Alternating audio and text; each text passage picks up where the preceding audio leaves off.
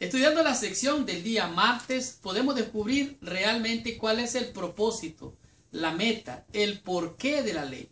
¿Por qué la ley fue añadida? ¿Para qué fue dada realmente? Si la promesa ya se había dado allá con Abraham, Dios le había dado la promesa y Abraham falló. Entonces, ¿para qué la ley? ¿Cuál es el propósito de la ley? ¿Cuál era el fin? ¿Cuál era el objetivo de la ley? Bueno, aquí nos dice que en Gálatas capítulo 3, versículo del 19 al 29, el apóstol Pablo hace múltiples referencias a la ley. ¿A qué ley se estaba refiriendo? ¿Qué es lo que él estaba diciendo?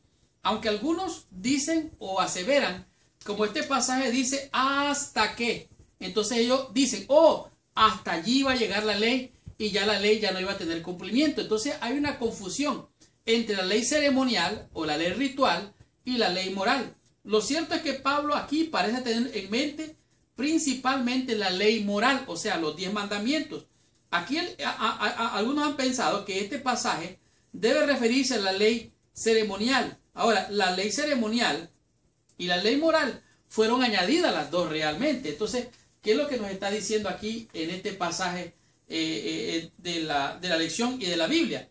En Gálatas capítulo 3, del versículo 19 hasta, bueno, podemos leer hasta el 29. Sin embargo, no hay tiempo para leerlo todo porque solo ahí nos tomaría mucho tiempo. Dice aquí, versículo 19, entonces, ¿para qué sirve la ley?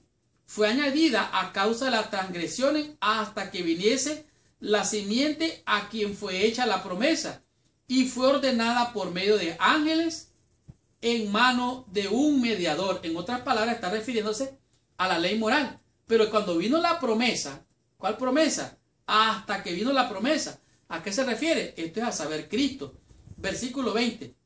Y el mediador no lo es uno, pero Dios es uno. Luego la ley es contraria a la promesa de Dios en ninguna manera, porque si la ley dada pudiera vivificar, la justicia fuera verdaderamente por la ley. Si la ley a usted le diera ánimo, vida para cumplirla, entonces sería por la ley la promesa de la salvación. Pero no, es el Espíritu el que le da el favor de Dios, el poder para cumplir. Versículo 22.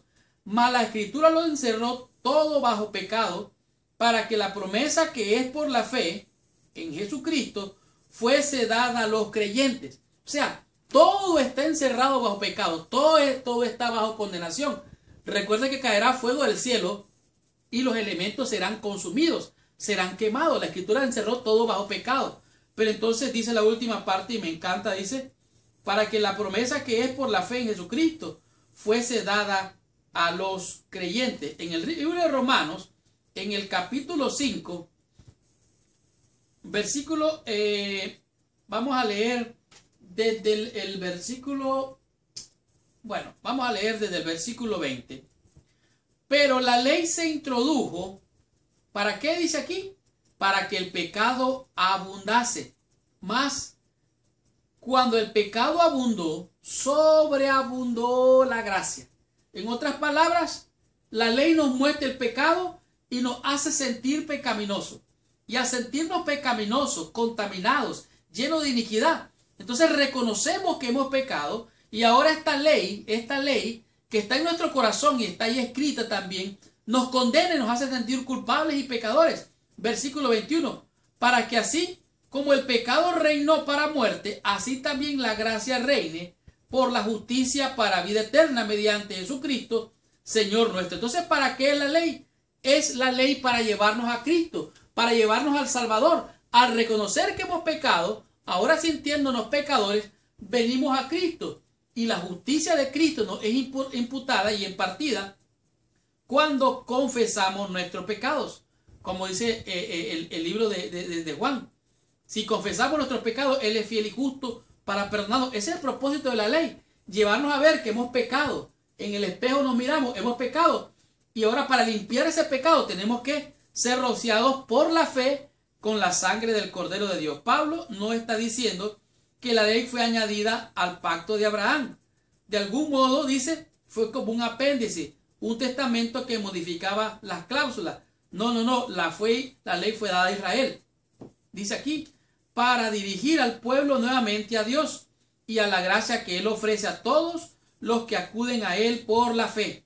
La ley nos revela nuestra condición pecaminosa y nuestra necesidad de la gracia de Dios. La ley no tenía la finalidad de ser algún tipo de plan para ganarse la salvación. Al contrario, fue dada, dice Pablo, para el fin de que el pecado llegase a sobreabundar de manera pecaminosa.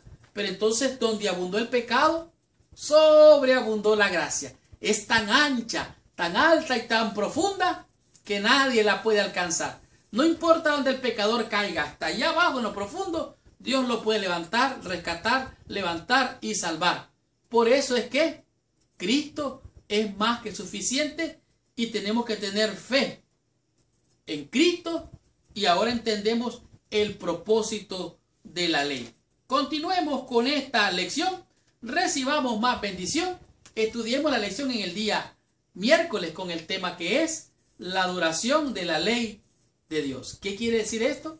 Estudiemos la lección.